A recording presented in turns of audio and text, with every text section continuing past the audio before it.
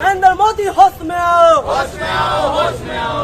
इंकलाब जिंदाबाद, जिंदाबाद, जिंदाबाद।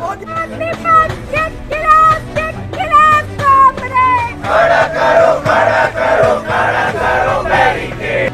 मुर्दाबाद, मुर्दाबाद। बीजेपी मुर्दाबाद, मुर्दाबाद, मुर्दाबाद। सबको रोजगार देना होगा, देना होगा, देना होगा। तो इनकलाब जिंदाबाद, जिंदाबाद, जिंदाबाद। कॉर्पोरेट की दलाली बंद करो, रद्द करो, रद्द करो। नमस्कार, मैं अमन किशोर और आप देख रहे हैं देशित न्यूज। हम उपस्थित हैं जंतर मंतर पर। यहाँ पर अग्निपथ योजना को लेकर विरोध प्रदर्शन हो रहा है और हमारे साथ मौजूद हैं मिर्ज़ा। सर, मेरा सबसे पहला सवाल ये होगा कि सर, पहले जो धार में सर जो विरोध प्रदर्शन हुए वो 3 दिन चले, फिर सर ये दूसरी लहर क्यों? ये आपके नज़रिया है एज ए जर्नलिस्ट के दूसरी लहर है, कोई लहर नहीं। हमारा पहले दिन से ही उसी वक्त से जब अग्निवीर का इन्होंने लॉन्च करने का सिस्टम हुआ था, हम उससे पहले से भी इसका हम खंडन करते आए हैं कि ऐसी कोई योजना लागू ना हो देश सरकार की तरफ से जिससे नौजवानों पर भारी पड़े।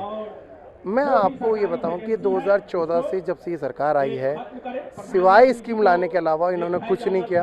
और इस स्कीम के तहत ऐसी ऐसी स्कीम लाती है कि जिसमें सिवाय युवाओं की बर्बादी के अलावा कुछ नहीं है। आप चाहें अब ये नई अग्निवीर देख लीजिए या अभी एक करंट और आ रही है, शायद आपको पता हो या ना हो, जो टीचर्स न्यू कमर अब ज्वाइन करेंगे उनको अस्थायी करेंगे, स्थायी नहीं करेंगे, अस्थायी करेंगे। तो अस्थायी टीचरों को क्या करेंगे आप? यानी सर ये तो पहले से प्रोबेशन पीरियड तो सर पहले से है टीचरों के लिए। नहीं, गलत। देखिए, टीचरों का कोर्स करवा दिया गया, स्पेशल कोर्स करवाया गया। दिल्ली के जो मुख्यमंत्री हैं अरविंद केजरीवाल जी, उन्होंने भी कहा कि हम टीचर्स के लिए हम एक नई स्कीम लाएंगे और वो। लेकिन ये बताइए, क्या यही स्कीम है? क्या तुम अस्थायी क्या नाम टीचरों की स्कीम लाओ? अस्थायी 4 साल के लिए एज ए यूथ आपने 21 साल, आपके बड़ा भाई है कोई है, आपने 21 साल की में ज्वाइन करी या 23 साल में आपने ज्वाइन किया, 27 साल में आप रिटायर हो रहे हो। ये बताइए, आफ्टर अग्निवीर आप करोगे क्या? आप कह रहे हो कि हम, सरकार कहती है कि हम उनको क्या 100 में से 25% लोगों को हम रोजगार पर रखेंगे, तो बाकी जो 75% लोग क्या रहेंगे वो बेरोजगारी बढ़ाएंगे या घटाएंगे? आप लोगों को 12 लाख का तो क्या नाम वो लालच दे रहे हो। आप ये देखिए कि उसके बाद नुकसान कितना है।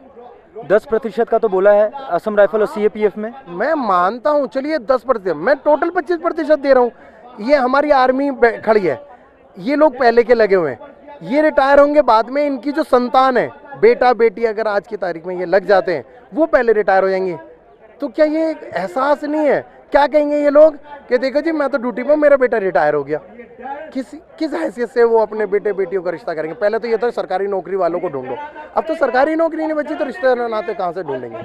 तो आप चाहते हैं कि अग्निपथ योजना रोल बैक हो? देखिए, रोल बैक तो होनी चाहिए ही चाहिए, लेकिन हम ये चाहते हैं ये खत्म ही हो जाए तो बेटर है। पर डिफेंस नहीं, आप स्थायी दीजिए ना। आप सरकार हैं, किसी भी देश को सफल करना है तो नौजवानों को रोजगार पे लगाइए। नौजवान जब रोजगार पर लगेगा तो देश के अंदर जो भुखमरी है, जो गुंडागर्दी है, या जो और भी चीजें हैं वो खत्म हो जाती हैं।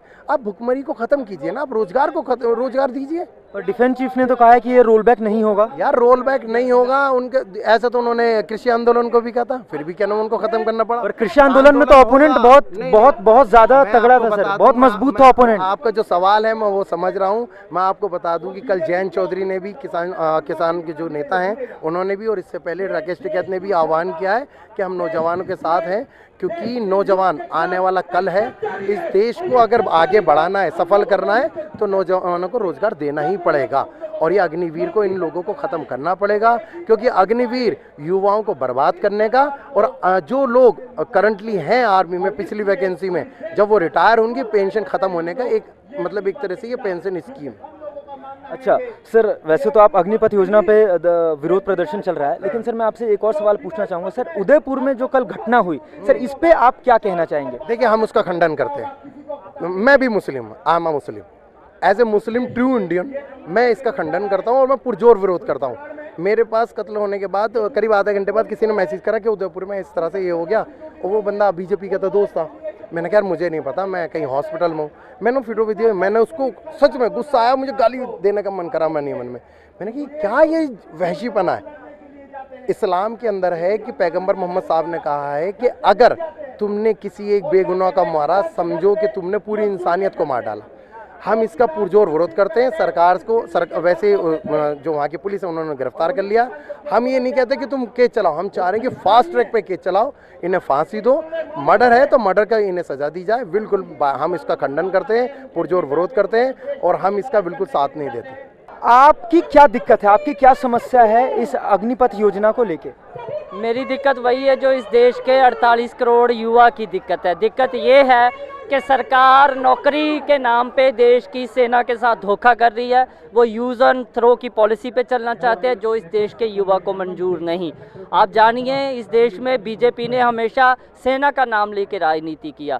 हमारे बॉर्डर पे जवान शहीद होते हैं जी, ये सारी चीज़ें मौकरी किया उन लोगों ने। लेकिन किसका बेटा बेटी शहीद होता है? इस देश के किसान और मजदूर का बेटा बेटी बॉर्डर पे शहीद होता है। मोदी का, अमित शाह का कोई रिश्तेदार तक दूर दूर का नहीं जाता होगा बॉर्डर पे लड़ने। और वहाँ पे जहाँ पे आपको गोली के सामने, बंदूक ताने हुए दुश्मन के सामने खड़े होकर काम करना पड़ता है, आप उनको मजाक करके कहते हैं कि 4 साल नौकरी करिए और उसके बाद कोई पेंशन नहीं, हाथ में आपके 11 लाख रुपया आ जाएगा, आप उसके बाद कोई भी काम कर लीजिए, आप पकौड़े का रेडी लगा लीजिए आप।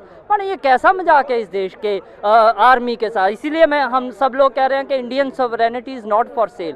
अब आप सेना को भी ठेके पे भर्ती करना चाहते हैं। कल को चीन के साथ लड़ने के लिए आप सेना को भेजिएगा तो वो किस तरीके का देश है ये? इसी बात पे हम लोग कह रहे हैं अग्निपथ स्कीम वापस होनी चाहिए। ये बिल्कुल देश की सॉवरेनिटी को और उसी के साथ देश के सेना के स्ट्रक्चर को ख़त्म कर देगी। इस बात के लिए हम आज लड़ रहे हैं। अच्छा, जब अग्निपथ योजना आई थी तो लोगों ने ये कहा कि 4 साल के बाद क्या करेंगे, तो सरकार ने कह दिया कि इनको स्किल सर्टिफिकेट देंगे, 10% CAPF, असम राइफल्स में रिजर्वेशन भी देंगे और अदर भी सेक्टर्स होंगे।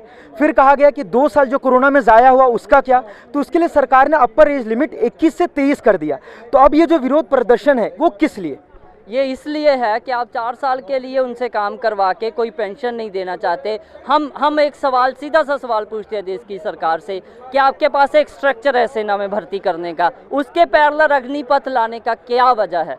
एक वजह एक्सप्लेन कर दे इस देश की सरकार कि इस वजह से हम लोगों ने अग्निपथ स्कीम को लाया। अच्छा, एक तो मांग ये हो रही है कि आप अग्निपथ योजना को रोल बैक करें, दूसरा मांग ये हो रहा है कि बनेगा एक्ट को वापस लाएं, वो क्या है? बनेगा, हम लोग पिछले 4 साल से इस देश की सरकार से मांग कर रहे हैं कि भगत सिंह के नाम से Bhagat Singh national employment guarantee act इस देश की संसद में पास किया जाए।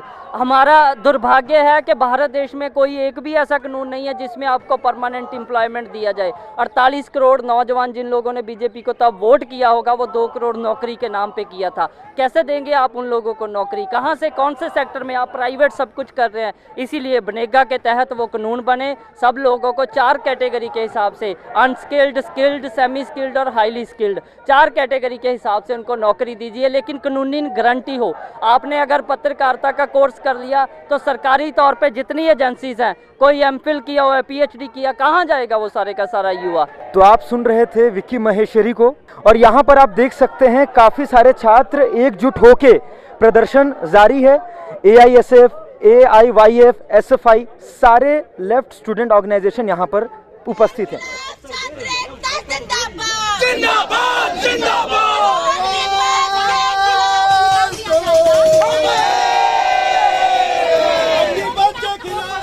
वापस लो वापस लो, जिंदाबाद जिंदाबाद जिंदाबाद जिंदाबाद जिंदाबाद। अभी की खबर में इतना ही, बाकी के अपडेट्स के लिए देखते रहिए देश हित न्यूज़।